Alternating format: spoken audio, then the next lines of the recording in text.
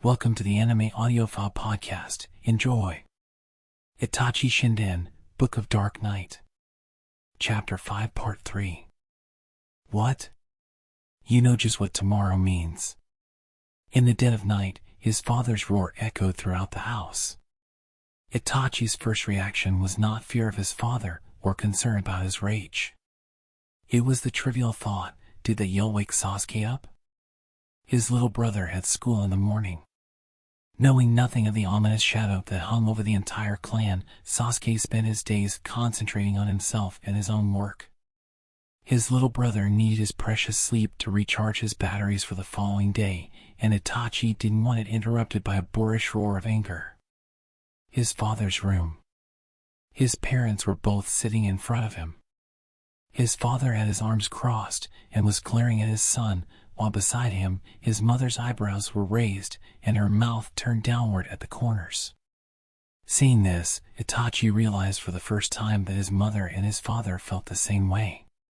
He had never once spoken with his mother about the clan issues or the meetings. His mother didn't ask, and he hadn't initiated any such conversation. Because she had never once spoken about these matters with his father while he was present, he hadn't known before now just how she viewed the clan. But in that instant, he understood everything. His mother, sitting next to his father in his obvious anger, was a member of the clan and in favor of the coup. When he thought about it, it was only natural. She was not the sort of wife to shout out objections when her own husband was the leader of the scheme. Even just reasoning from her gentle temperament, he saw that she was not the sort of person who would go against his father's wishes. Itachi had known this about her. But even knowing it, he was still quite shocked to see her feelings on display before him like this. Itachi faced his father, trying not to look at his mother to the extent possible. An aura flickered on the other side of the sliding door behind him. Sasuke. So his father's loud voice earlier had woken him up. A flame of anger sprang to life in Itachi's heart. His father completely lacked consideration for his little brother. Fugaku had forgotten about Sasuke the day before the entrance ceremony and tried to go along on Itachi's mission, and now, this angry roar. Even when he looked at his brother's report cards, always straight as, he didn't really say anything to the boy. His mother had told Itachi that Sasuke was disappointed by this, and he couldn't help but feel so sorry for his little brother. Recently, Sasuke's feelings toward his big brother had become more complicated. He had gotten the mistaken idea that their father only ever looked at Itachi, and a faint jealousy had taken root in his heart. Itachi wanted to shout at Sasuke that he had it all wrong. Their father didn't see Itachi as his son, he saw Itachi as a useful tool, necessary for his own ambitions to carry out a coup d'etat. Itachi's relationship with their father was definitely not what his little brother thought it was. What was Itachi actually getting yelled at for in that moment? Not for going against his father's wishes as a son, or for acting incorrectly as a human being. No, his father was furious that Itachi would not be at the meeting that was so critical to his own aspirations. Itachi steeled himself and opened his mouth, as if to brush aside his father's hatred. I have a mission tomorrow. What mission? The foolish question exhausted Itachi. At the very least, his father knew that Itachi was obligated to keep Anbu missions confidential. He couldn't simply answer just because he was asked. I can't say. It's top secret, he replied, his irritation growing. The naive questioning was an obvious annoyance, but he was also frustrated by the fact that his parents were so absorbed in the conversation that they didn't even notice his brother's aura. Hearing the words top secret, his father closed his eyes, arms still crossed. His always tightly closed lips were pressed even more firmly together, and he stayed silent, tension oozing from every pore on his body. His mother turned worried eyes on her husband. Both of their faces shone with a thin layer of sweat. A silence that was difficult to endure filled the room. Worried that Sasuke might not be able to withstand this tense atmosphere and collapse, Itachi focused his mind on the aura behind him. Itachi, his father said, and then paused before speaking again. You are a pipeline that connects the clan with the center of the village. His eyes were colored a faint red, but they didn't change so much that the pattern of the Sharingan rose up in them. A pipeline connecting the clan and the center of the village. A spy, basically. You pushed this dirty job on your own son, and now you have to pester him about it? Itachi asked his father, silently. Naturally, he did not get an answer. His father's sharp gaze simply hurt and stabbed through his tattered heart. You know that, yes? It was all he could do to offer that answer. If he were to do exactly as his father wished, and work in a way that would delight Yashiro and the younger people of the clan, what on earth would become of the village? The 24-hour monitoring of the clan by the Umbu. Danzo's request to provide information about the clan. These bits alone were more than enough to enrage his father and the others. The plan to stage a coup, already advanced to the stage where they were about to decide on a specific day, would be accelerated, and the resentment of the young people toward the village would reach its peak. And what would come after that? War. And then the defeat of the Uchiha clan, and persecution greater than anything they had seen before. Itachi had come to understand only too well in his life as a ninja that the village of Konoha was most certainly not pure and innocent. It wasn't just a prejudice toward the Uchiha clan. They had sealed the 9 tails in a newborn baby, and then, with only the baby himself unaware of this fact, they had isolated him, surrounding him at a distance. The Umbu was the same. The Hokage himself had organized this institution that bore the burden of the darkness of the village and single-handedly forced them to take on dark work behind the scenes. This village took the things it didn't want to look at, foisted them on someone else, and then pretended not to see. In a place like this, would the clan be able to live as it had after being defeated in an attempted coup? No. The path his father was attempting to walk was a road to ruin. Itachi's thoughts were shattered by his father's voice. Bear this in mind. What did this indicate? Floating in a sea of thought, Itachi had for an instant lost sight of what Fugaku was talking about. And then, he remembered that his father was referring to the pipeline connecting the clan with the center of the village. And you will come to the meeting tomorrow, his father continued. Itachi stayed silent. He could not go. He had promised Shisui. Still, he couldn't muster the energy to declare here and now that he would not go. If he did, his father would get even more enraged. And if that happened, this conversation would go on even longer. He couldn't sit here with his father any longer. Sorry, Sasuke, he apologized to his brother in his heart, before turning his eyes away from his father and toward the aura behind him. Sasuke. If you're done in the washroom, hurry up and go back to bed. In that moment, his mother and father appeared to notice his younger brother's presence for the first time. The sliding door behind Itachi slowly opened, and Sasuke stuck his head in apologetically. All right. His father stood up and looked at Sasuke. His eyes had already stopped seeing Itachi. What are you doing wandering around in the middle of the night? Hurry up and go to bed. Fugaku called in a voice that was very close to a reprimand. The anger bleeding into his father's words wasn't purely toward his brother for being up so late.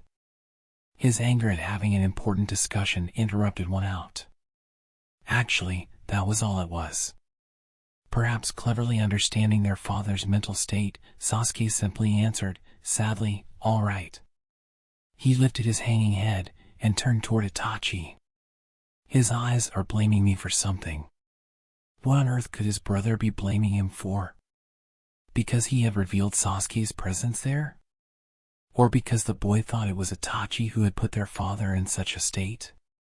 Or simply because he was jealous of his older brother having their mother and father all to himself?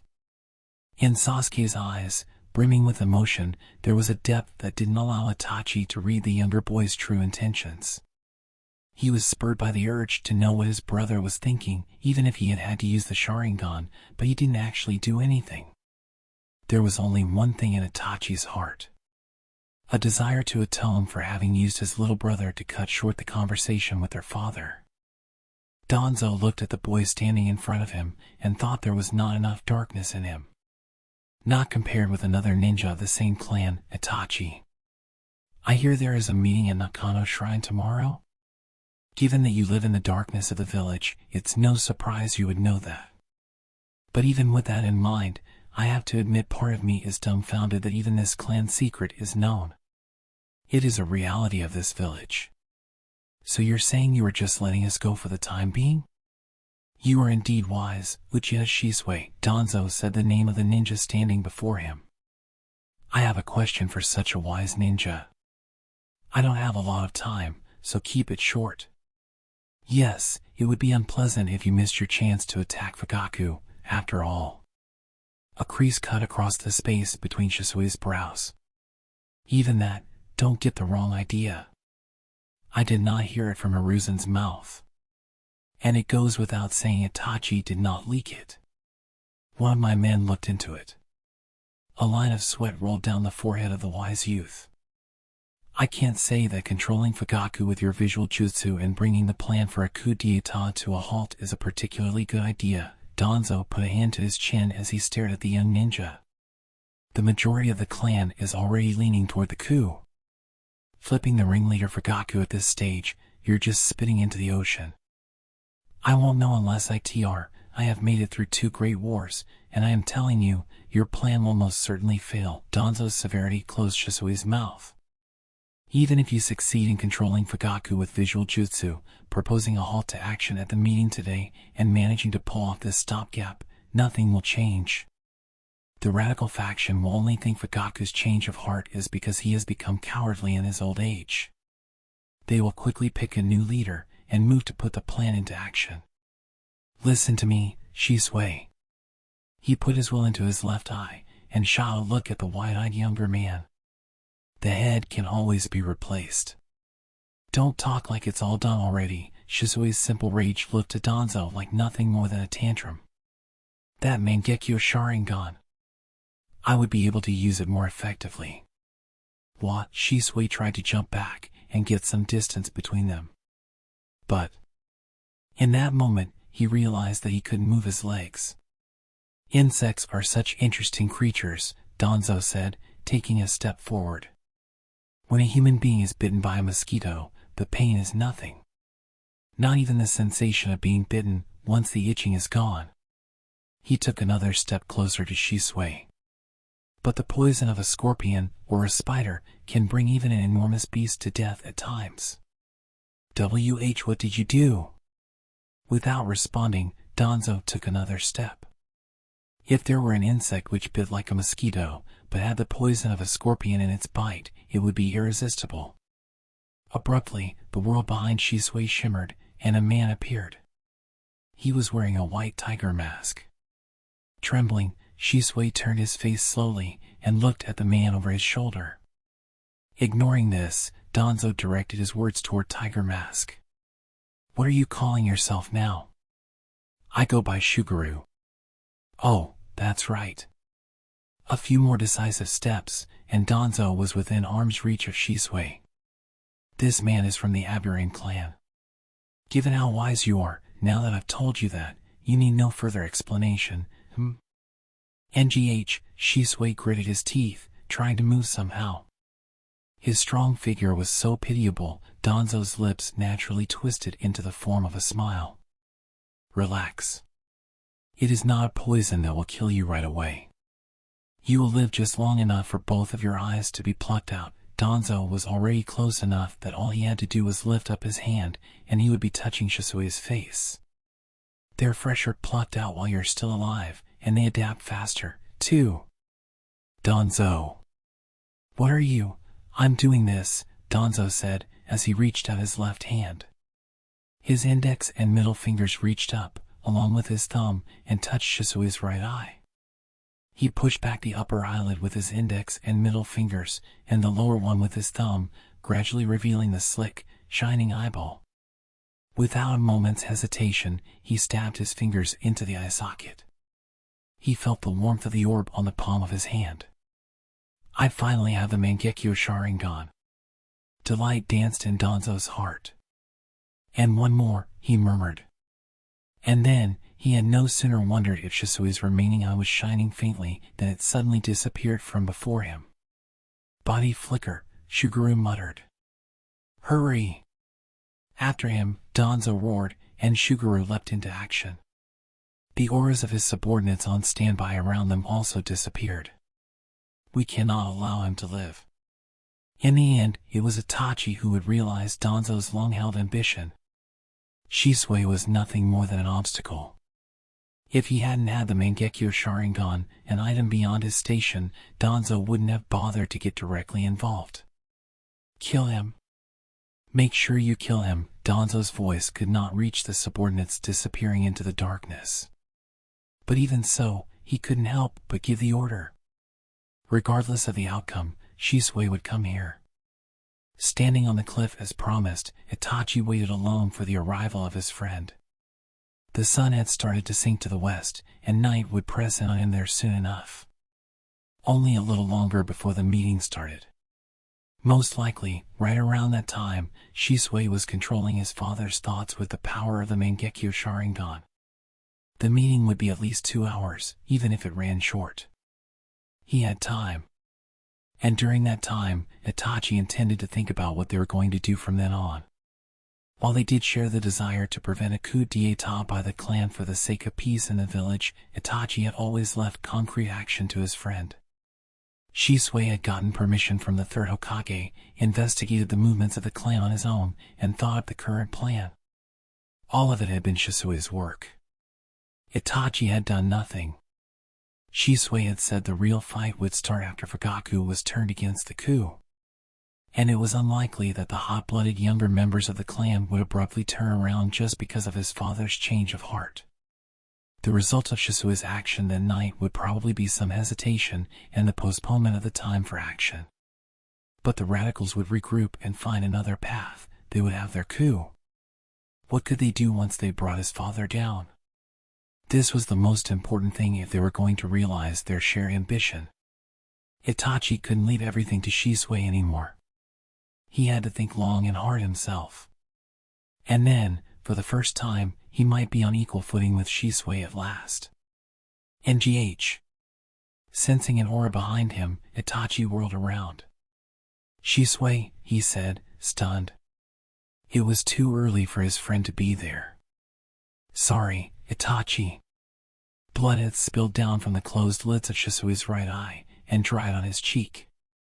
He walked past Itachi on unsteady feet to stand on the edge of the cliff. It was obvious that something bad had happened, and his friend had come to tell him. Itachi simply stayed silent and waited. I failed. What happened to your eye? Shisui didn't answer, but stared out beyond the cliff, silently. Itachi calmed his impatient heart, desperate to hear his friend's story. I couldn't even make contact with Lord Fugaku, Shisui said, finally. The meeting's probably starting right about now. They'll probably decide on the key parts of the coup at the meeting today. Our plan failed. That doesn't mean it's over. My friend's spirit is broken. Who got you? Danzo. Itachi's heart began to pound fiercely. In the back of his mind, the face of that treacherous man sprang to life. One of his subordinates uses insects, right? Shisui said. Was he wearing a white tiger mask? He dosed me with a poison.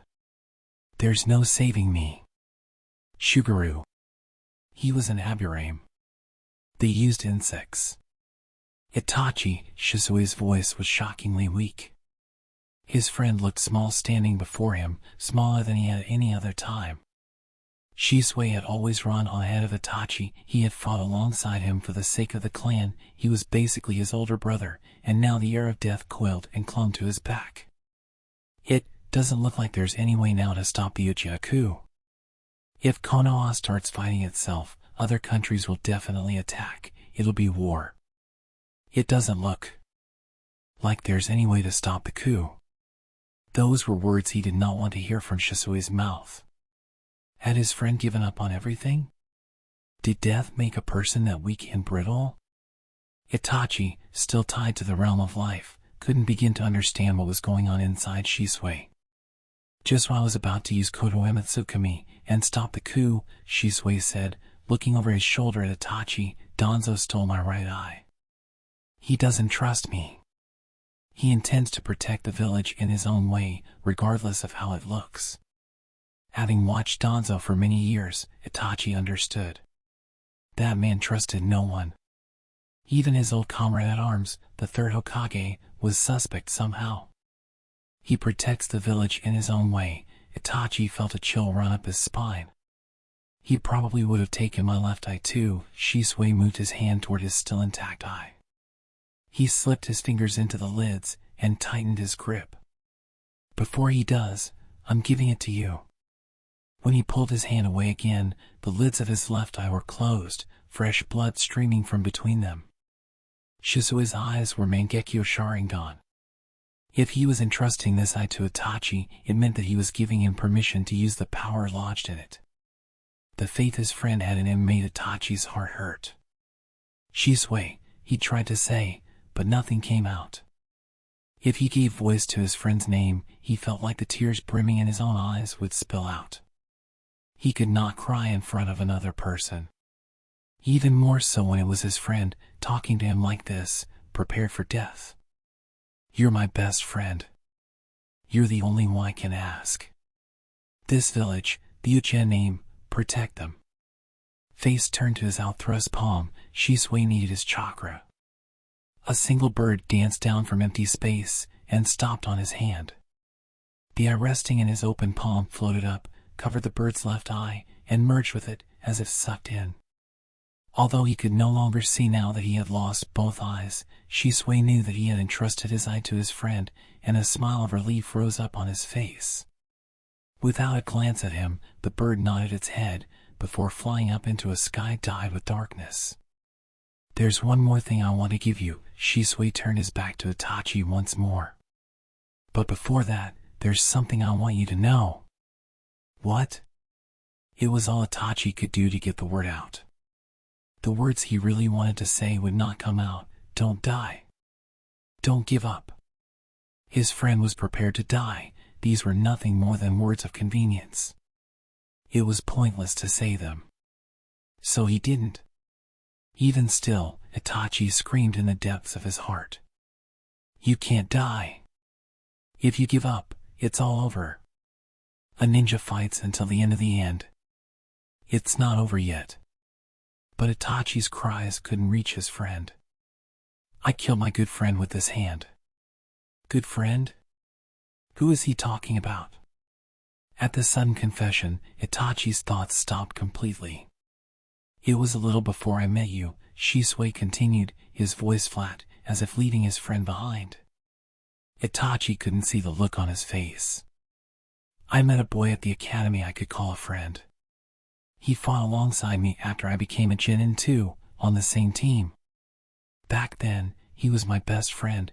We really trusted each other. But, Shisui fell silent for a moment. That didn't last for even a year. The shocking confession continued further. This was right after the war ended. Missions were way harsher than they are now. We were in the middle of a mission with a few other teams to clean up after the war, and we ended up by ourselves in another land. Our luck was bad. We ran into more enemies than we could handle. We were staring right at death. This tale was from before Itachi became a ninja. Fortunately, some of the comrades we got separated from found us. They saved me, but my friend was slow to run. If I had just reached out to him, he wouldn't have had to die. From what Shisui was saying, he had been quite close by when his friend was killed. The difference between life and death was determined by a slight difference in luck, and that bit of luck had divided the two boys. It definitely hadn't been his fault. But Shisui regretted his friend's death as if it were a crime he had committed. It wasn't your fault. No, Shisui said, as if to cut Itachi off. I envied that friend. He was blessed with more talent than me. I was jealous of him, always running out in front of me. So that time, I could have reached out my hand. But I deliberately didn't. I killed him. Itachi had never realized darkness like this slept in Shisui's heart. He was his best friend. What had he been seeing up to that point? He felt dizzy. For several months, I was completely destroyed by the fact that I killed him. It was then. When I met you, Itachi remembered it clearly. He had been training alone in preparation for his entry into the academy when Shisui had suddenly appeared. It had been Shisui who asked if they could be friends. I watched you, so intently motivated in your training every day, and I just called out to you without thinking. You were always so forward-looking, always running ahead, and spending time with you helped me pick myself up again, bit by bit. I'm really grateful to you. I'm the one who's grateful. Of course, the words didn't come out. My friend's death gave me a new power. That was the Mangekyo Sharingan. For the nth time, the unexpected blow made Itachi dizzy. Paying no heed to his reeling, Shisui continued. Mangekyo Sharingan are called up by a power that comes from a fierce emotional blow. Mine were probably awakened by my regret over killing my friend. Regret over killing your friend, right? Itachi had a bad feeling. Kill me, Itachi. Then you'll get the Mangekyo Sharingan. And then you'll get even stronger. That's undead either way. So then, it's better if I die after leaving you that power. Itachi felt something hot in his eyes. In his jumbled mind, he couldn't calmly assess whether it was tears or the rush of energy presaging the activation of some new power. All right, do it, Itachi. The words of an older brother to push his little brother forward. Almost staggering, Itachi took a step forward. That's it. Something lukewarm, like blood, dampened Itachi's cheeks. Tears. Stifling his sobs so that Shisui wouldn't notice, he continued to move forward. With your abilities, something like the clan can't contain you. I mean, knowing you, you'll even be able to surpass the destiny of the clan. No. Shisui, I think your abilities could even swallow up the ninja worldview. My abilities? Only once he heard his voice did Itachi understand that it was trembling. It was the first time he had heard himself weak like this. I'm glad I met you. Itachi reached trembling arms out toward the back of his best friend. I'm counting on you to handle the rest. Those were his friend's last words. Darkness. A pitch-black night without moon or stars. The ebony clouds blanketing the heavens threatened to weep at any moment. I killed my friend. His hands on the ground where Shisui had stood, Itachi was slumped over, motionless. His exhausted body was heavy as lead, his tattered, wounded heart refused to pick up the thread of his thoughts. Tears fell one after another from his eyes, and even the dry feeling in his soul could not stop them. Everything was numb. No. Somewhere in his body, now one with the darkness, something smoldered. On dead earth covered in a layer of ice, small sparks crackled and burned. As if seeking out that faint warmth, Itachi dove into his own heart. There. 2 sparks. One in each eye. In his wounded, exhausted heart, he held them. Whoosh. In the blink of an eye, the sparks became massive flames and enveloped his entire body. His eyes, the core of the blaze, were hot like magma. I did get it, Shisui. A brilliant crimson light shone in his still weeping eyes. I promise you. I will stop the clan. Itachi let the voice of his heart ride on the darkness, with a prayer that it would reach the land of the dead. End of chapter 5. Thank you for listening. Remember to like and subscribe for lots more.